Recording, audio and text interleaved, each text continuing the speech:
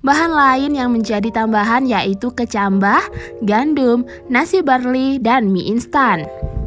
Hai kids, siapa yang suka makan tempe? Tempe merupakan salah satu makanan dari Indonesia yang mendunia. Tempe merupakan hasil dari fermentasi kedelai. Karena kepopulerannya itu, Forum Tempe Nasional mengusulkan tanggal 6 Juni menjadi Hari Tempe Nasional.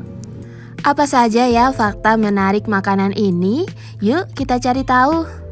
Sebelum kita lanjut videonya, jangan lupa klik tombol subscribe dan tombol loncengnya ya. Sejarah tempe.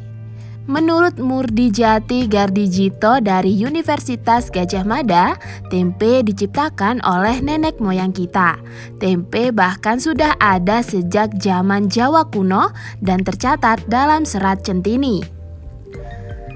Dalam serat Centini juga ada cerita mengenai sambal tempe, tempe goreng, tempe bacem, dan tempe mentah yang dimakan dengan kecambah dan sambal parutan kelapa.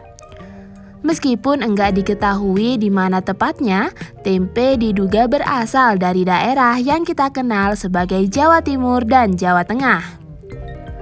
Makanan pesta. Dalam naskah serat Centini menjelaskan bahwa tempe merupakan suguhan hajatan atau pesta, bukan hanya sebagai makanan sehari-hari.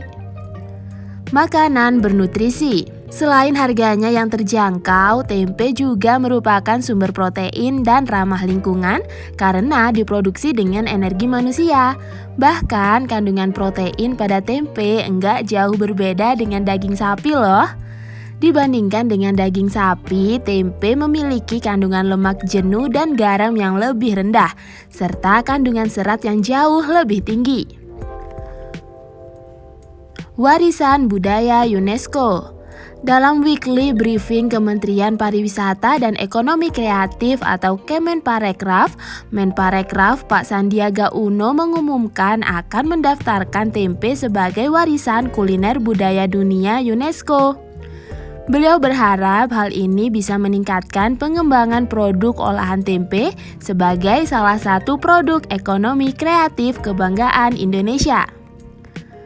Kandungan tempe.